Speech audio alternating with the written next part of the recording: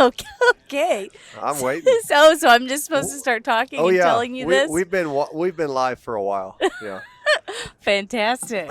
Yeah. So where were you born? Where'd you come from? I was born in Iowa. I'm from Jewell, Iowa. Okay. And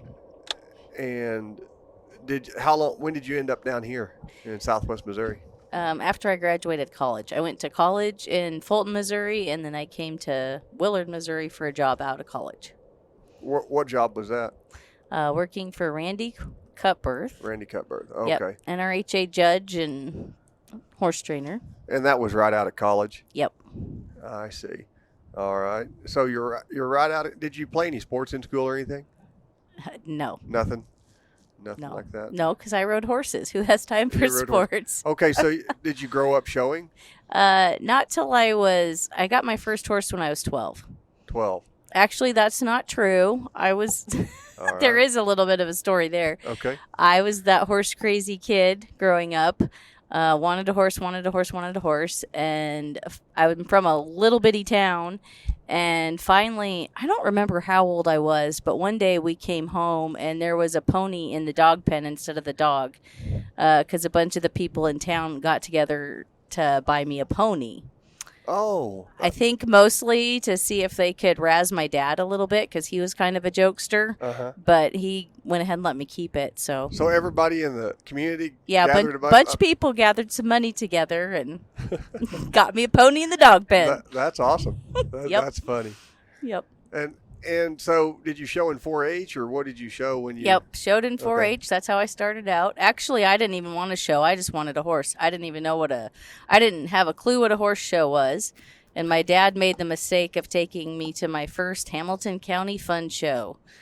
And that was all she wrote. As soon as I discovered that, that's all I wanted to do was show horses. Now, did you work with a trainer, or was there any accessibility to anybody around there? My neighbor is the one that helped me find my first horse. Jerry Scher, he helped me find my first horse, and he gave me my first showmanship lesson.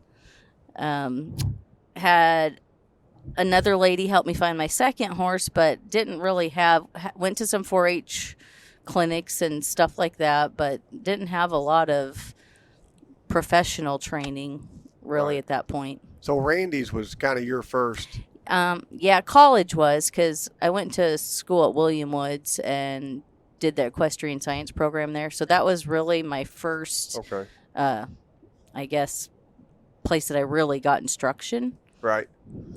And what'd you major in? Equestrian science with a business minor. All right. And so you get hooked up with Randy.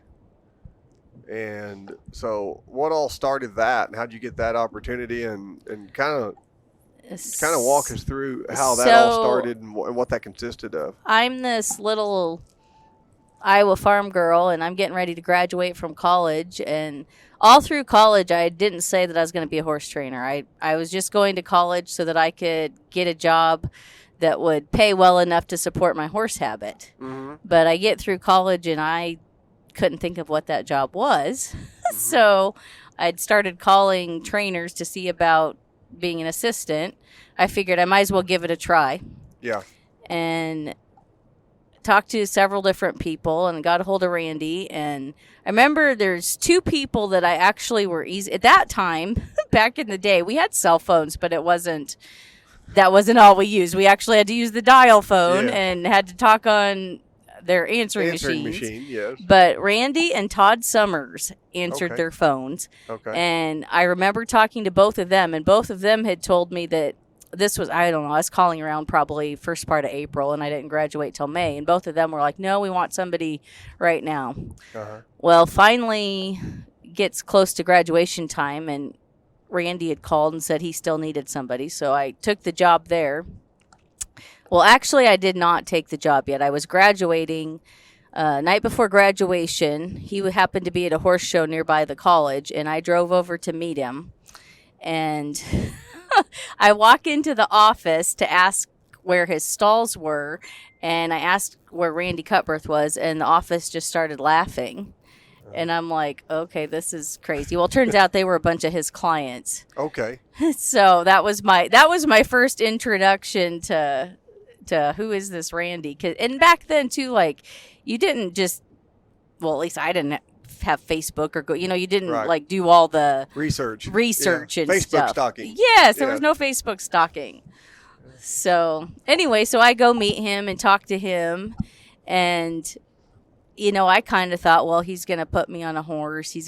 Well, no, we just sit and had this conversation, and he asked me, he's like, "Can you ride a horse?" I'm like, "Well, yeah," and talked a little bit, and I told him I just really wanted to learn, and then. Actually, I don't even think he asked if I could ride a horse. He asked me if I could drive a tractor. Uh-oh. Because one of the first things out of his mouth was, I don't really want to hire a girl. Uh-huh. He said the girls tend to do a better job with the horses. They take good care of the horses, and they don't hot rod on them as much if I'm gone or whatever. Right. But he's like, they can't drive the tractor, mow the lawn, do all the stuff that I want to do. And so, first of all, I'm like, devastated because I'm like graduating the next day. I have no job, and I'm like, he doesn't want to hire a girl. But I just kind of looked at him, and in my mind I was thinking, I'm an Iowa farm girl. I've probably driven bigger tractors than you ever have. But I was also thinking at that time, I don't know what kind of women that can't mow the lawn. Yes. But anyway, I told him it was probably fine. He could show me how to drive the tractor. It'd be okay. And talked to him a little bit, and told me, I remember when I left, and he was a big, tall guy. I think he was like 6'2", and at that time he had a mustache. I thought he was like the Marlboro Man. Mm-hmm. And I remember walking beside him, and him just kind of being like, well, I guess you can come down and try it if you want. So I walk outside. My mom and my sister were in the car waiting for me, and Mom's like, did you get the job? And I'm like, well, I don't know for sure. I guess so. He said I could come down and try it. Uh-huh. So that's how I started with him. That's how I started with him. And so was it, when you went to work there, was it just you, or who all else worked there? Oh, gosh. At that time, there was a kid that was, I think Jason was 14 at the time, and he had been the stall cleaner, and he had just started riding some horses for him. And so he would come after school. There was another guy that I was taking his place, and he still lived there and did some maintenance. That was Troy. He did some maintenance. Right. But he had taken another job at a vet clinic. And then Randy. So I think at that time it was just Jason and I that were working there. And he, right then, he showed primarily just reiners, right? Yes. And then were they quarter horse, Appaloosa? What did he show? We had both quarter horse and Appaloosas. Yeah. Okay. Because I've heard a lot about him through you and the Whitleys I used to work for, and just other people. I've heard people reference him, and I never got to meet him. Right, which is too bad because you would have liked it. Yeah, because he did, and he passed away back, when was it? 2005. 2005. And was he at a horse show? Is that right? Yes. Yep. He was at the NRHA Derby. At the Derby. Okay. Yeah. All right. And I heard he was a great teacher. He was an excellent teacher. And he taught people real well. And there's just been a lot of people, I think, that's come from his program that's went on and done pretty well. Yeah, and I feel pretty fortunate that looking back, I mean, I had no idea what I was getting into, and I didn't even have any idea what a training barn consisted of, honestly. And I think that I was pretty fortunate falling into the hands of somebody that was a good teacher. Yes. And he enjoyed teaching, and he loved it. Like, he'd put me on the horse, and he'd tell me to do something, and if I could do it and get that horse better while he was sitting in that white plastic chair, he absolutely loved that. Uh-huh. So, and he helped a lot of non-pros, and it helped me because I had never ridden any reiners till I went to work for him. Right. Actually, at the time, I grew up, and when I showed horses, I did like the horsemanship, showmanship, the all-around stuff. The all-around stuff, and I thought that I wanted to be a Western Pleasure horse all-around trainer.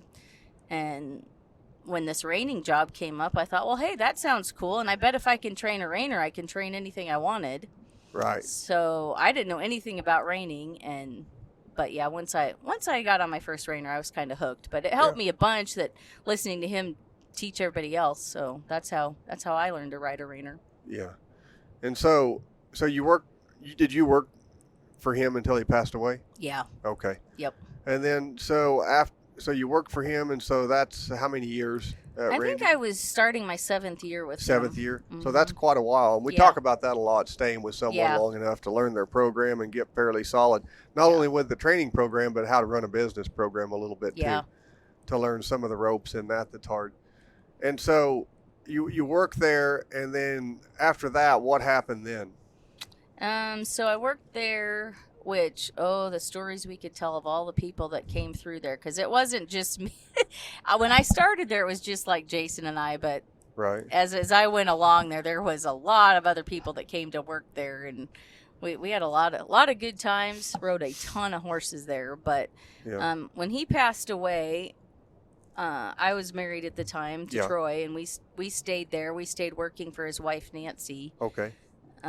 Just kind of kept trucking along, and at that time when he died, we had a kid that was homeschooling and staying there, and he just started, and so Randy was supposedly going to be downsizing because, gosh, we rode a ton of horses. Mm-hmm. And so when he passed away, I just stayed there working for Nancy for quite a while, and finally, I think it was not quite a year, in February, I went to work for EB Ranch in Emporia, Kansas.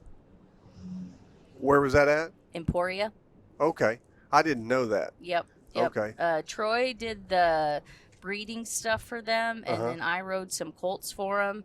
They had the ranch in Emporia that had cattle and the horses, and then they had the show horses were in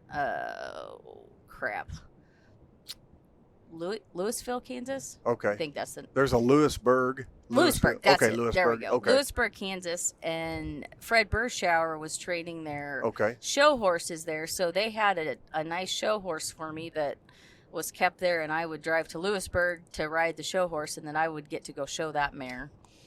Okay. And we did that for about a year. Okay. And then from, I know you're in the Mount Vernon area now, and since I've known you, you've been in the Mount Vernon area. Yep. And then I think at one point in time you trained up at the old Longhorn, and you and Becky were there, right? Yeah, actually, when I came back from Kansas, so to preface all this, one of the people that worked for Randy while I was there was Becky Shelton. It's Becky Phillips now. And she started working there when she was in high school. Okay. And anyway, we became really good friends, and we'd gone to Kansas. While we were in Kansas, she was in Florida, and she had moved back and was training out of Randy's old barn.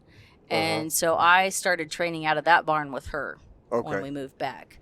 And then together we moved our horses to Longhorn. At that time, it was Flying M Arena there in Mount Vernon. So. And I think that's, I didn't meet you until probably. Probably then. 06 or 07. Yeah. At least somewhere around there, maybe a little bit afterwards, because I went to work for Whitley's in 06, I think is when it was. And I didn't start investigating any of the reining stuff for a few years. Okay. And I think when I got that first horse Friday, I think that's one of the times that I came up. Okay, yes. Yeah. Good times. And I remember coming up and I said, "Hey, I bought this horse, and I've looked up, and he's won a little over $200." and then you had mentioned to me, and he's been with like 7 trainers. And I'm like, "Oh my gosh!" And I said, "Well, can I do this or what?"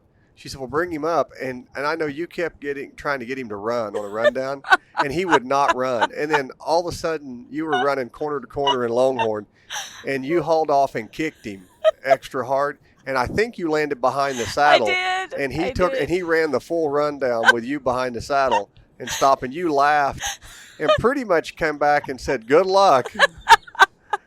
Yeah. He taught me so. He was so show sour. Yes. I mean, he was very smart. And I had been around, horses that needed some mental work, like roping horses in the box and stuff like that.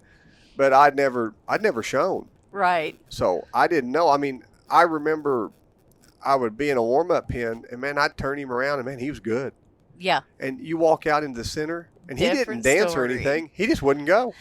You try to spin him, and I mean, he wouldn't turn around. I mean, it took me 5 minutes to turn 4 circles. It was terrible.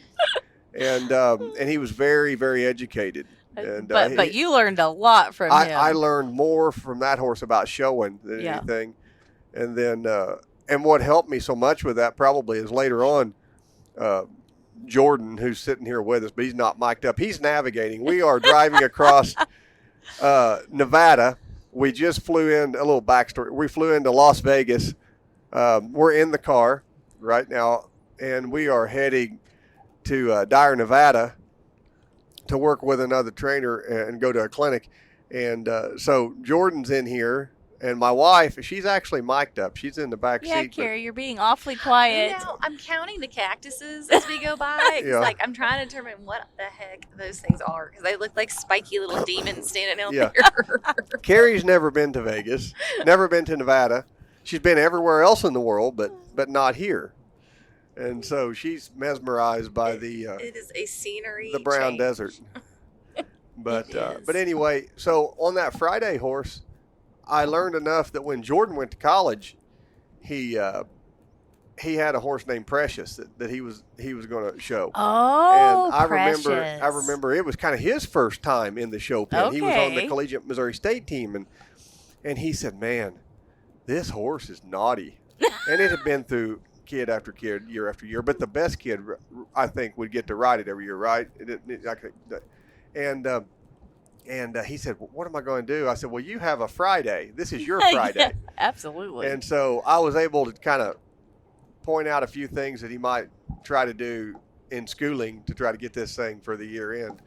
But yeah, I remember coming up to you with that horse, and that was probably one of my first.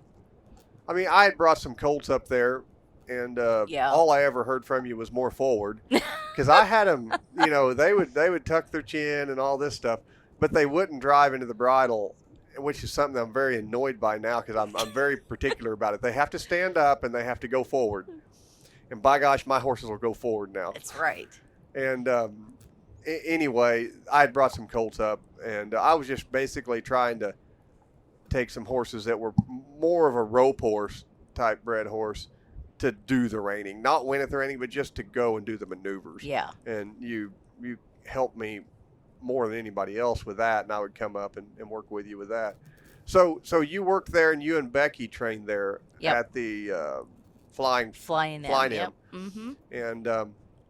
And then I know that you were there for quite some time, and then I think she ended up going to Texas, correct? She did. Yes, she abandoned me and went to Texas.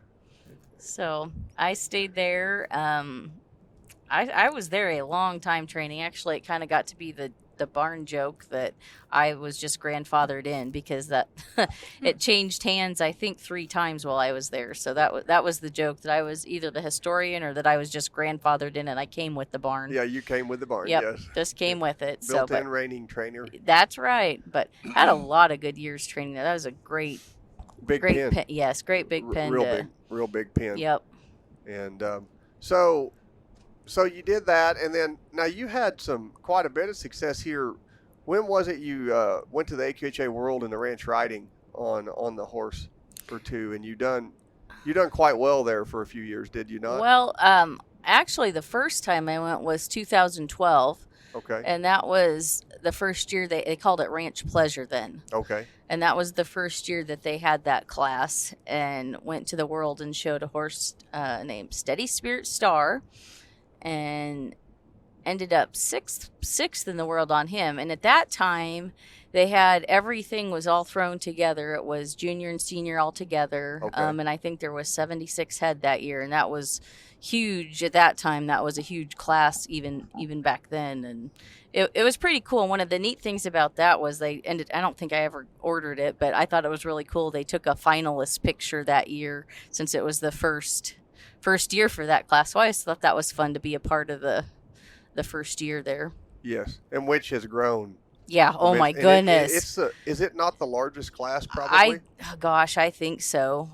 It's huge. I mean, it's even really split grown now, where it's junior and senior. It's is. still. And I think the last few years, I don't know about this last year, but there's been over 100 horses, I think. Yeah, I should know because I showed in it last year, and I don't. Well, Yeah. now it's level too. Like I was a level 2 finalist this year, but it's a huge class.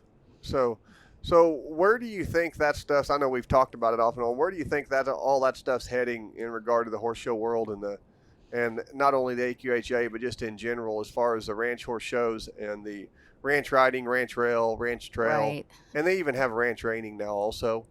And then there are some shows where you have some cow classes also. But so where do you think that's headed, and just your thoughts on some of that? I don't know. It's just getting so like people just love it. Like it keeps getting bigger and bigger. People love it. I think that there's probably going to be more, I guess, I don't know, governing body or something coming up for that. Maybe Right. you're starting to see more like ranch horse futurities and stuff like that with some more added money. Yes. If it continues to grow like it is, I could see it having some type of governing body, kind of like NRHA and Be its own thing. yes, and Yes. be its own thing because and I know like NSBA has jumped in on some of that. They and have there's- done it Tulsa. Yeah, they have. Yeah, and there's some money to be had there, and but I just see it to continue to grow. Yeah. It's changed so much over the years that I've done it, even, and I think it's just going to continue to grow. But I see it becoming. I feel like it's already. I don't know, Carrie. I feel like it's already become more specialized. Well, and that's what I was going to ask you. So, if you had steady in 2012 in Mhm. the inaugural class, and then you went last year, Mm-hmm. what is the biggest change that you've noticed? So, if you had to pick one thing, what's the biggest change you've noticed in those 12 years? That's a really good question. I think there is a little more uniformity in what the judges are looking for. I do still think that in this class, there's still a lot of differences and different. It's just What everybody likes. yes, what everybody likes. But I do think that back then, there was less. Like nobody really knew what they were looking for. So I do think there's more uniformity there. This might not be wrong to say, I don't know, but I feel like there's people like the costume part of it. Does that make sense? Yeah. Like people think that Dress they up like- like a cowboy. yeah, Yeah. they think they want to look ranchy. Yeah. And I get it, but I don't think we had that quite so much back then. I mean, I showed in my $15 Walmart shirt and got 6th place, and I thought that was pretty awesome. You So might have even had a pad with leather on, the bottom of it. I might have. And there's a backstory to that. There's a backstory to horse show that Jen and I attended. And I attended it with her and one of her clients who are very, very meticulous in their tack stall. Everything has its own place. It's got its own bag and We everything. run like a machine, Jason. And so I come into this, starting into it. I mean, I'm basically colt starter and a roper. That's not a real great roper, but started a lot of colts. Basically, if it had hair on it, you brought it, and I rode it, and that's just how it was. And I go to this horse show in Oklahoma City. It's a quarter horse show. Your wife was not there. I just want to have that on the record. Yeah. I was not at this horse show. But I think Carrie got to hear lots of stories about if the stars are aligned. Oh yeah.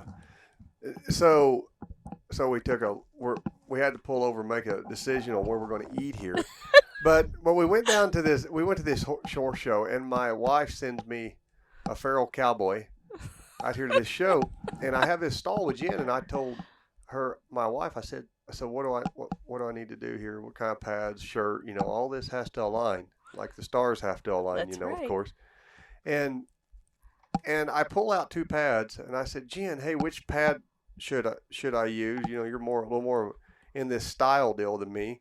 And I show her the first one. She says, well, she's very polite. I said, what else do you have? And I said, well, I have this other one. She says, oh. And apparently I had very dated saddle pads. I didn't even know you had those pads. And I thought they were nice because I thought it it was about the horse, not a beauty pageant. But I was informed that it's a horse show, and a lot of how you present yourself is important. But I was learning all this for the first time myself. And really, the horse I had there, the last thing I needed to worry about was my saddle tag. I needed to go in there and actually perform a magic act and get a score. And because I think that horse I had there, I think we made him a calf horse.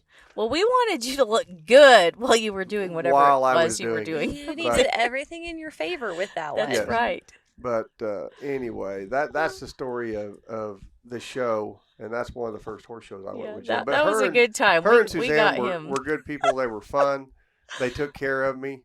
Didn't let me look completely like an idiot. And that was the first horse show. And we only teased you a little bit. A little bit. Yes, a little bit. But we are going to grab something to eat at this place. We're at the 08. No? Big boys. Big boy is what it's called. But anyway, we're going to grab something to eat, and we'll continue on here in just a little bit.